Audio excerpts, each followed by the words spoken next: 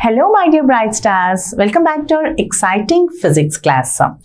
Today we are going to discover a fun and curious topic that is how your weight appears to change whenever you're inside a moving lift.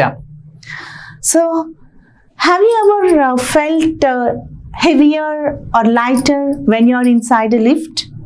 Well, so let us find it out why it actually happens and understand the magic of apparent weight. So let us move to the apparent weight of body in a lift.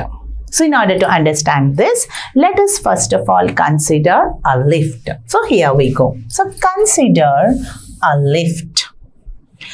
Okay, so whenever a lift is there, okay, and you keep a body inside this lift, then the true weight of the body will be the general weight of the body, that is equals to mg. The true weight is given as W is equals to mg. Okay, true weight or the true value. That's it. So you have to consider a lift in which a body is being kept of mass m. Then the actual weight or the true weight of the body is given by W equals to mg. But if inside the lift a weighing machine is kept on which a body is being kept,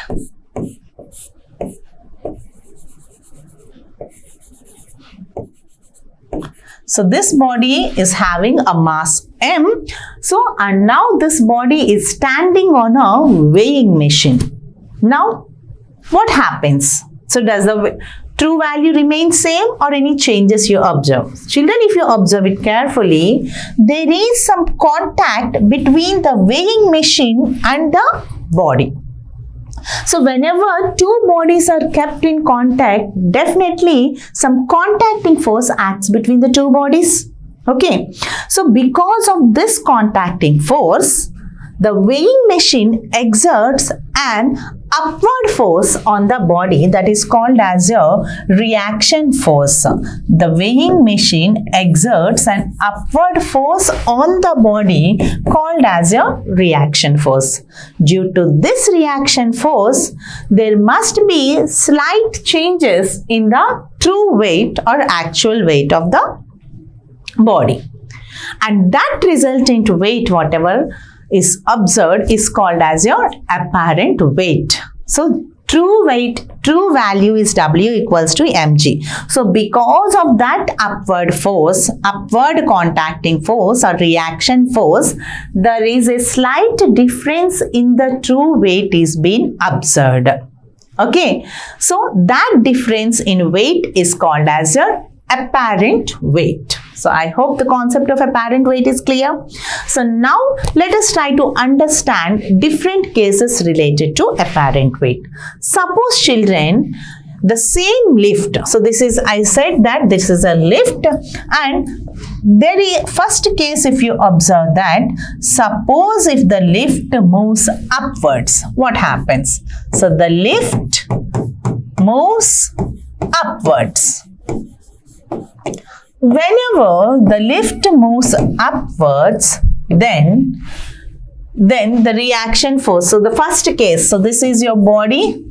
So this is your body. Reaction force is acting upwards. Weight of the body is acting downwards. The lift is now accelerating upwards. So this is the first case. When the lift is moving upwards, then we find that the upward force is greater than the downward force. Then we have the resultant force will be R minus mg will be equals to ma, or R is equals to mg plus ma, or R can be written as m into g plus a. So whenever the lift moves upwards, the reaction force is given by m into g plus a. Even though the actual weight is W equals to mg, as the lift is moving upwards and the body is kept in the weighing machine, the reading on the weighing machine shows whenever the lift moving upwards is m times of g plus a. Similarly, if you observe the second case, so whenever, if you suppose that the lift moves downwards, so whenever this lift moves downwards, do you know what happens? Well, so let us observe the free body diagram. So this is the mass m, okay, reaction force upwards and weight of the body downwards. As the lift is moving downwards, then the downward weight downward force is greater than the upward force. Then the resultant force will be downward force minus upward force is equals to net force. Minus r, you take the other side, will become r equals to ma, you bring it here, it will be mg plus ma, or if you take, so here minus r, if you bring the other side, it will become plus r, and here you have mg, ma towards the left means minus ma. So m is common in both, then you have m into g minus a is the value of r. Hence, whenever the lift moves downwards, the reading in the weighing machine is observed to be r is equals to m times of g minus a. Same case. So whenever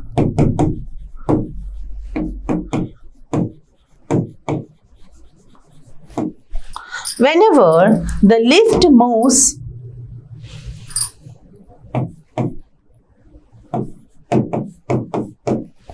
with uniform velocity, the lift moves with uniform velocity. So whenever the lift moves with uniform velocity, then the value of, so we know that acceleration is given by v minus u by t. Uniform velocity means v is equals to u. Whenever v is equals to u, acceleration is found to be 0. So in that case, the value of r is taken as, so no acceleration. Acceleration is 0 in both cases. So uniform velocity means here either upward or downward.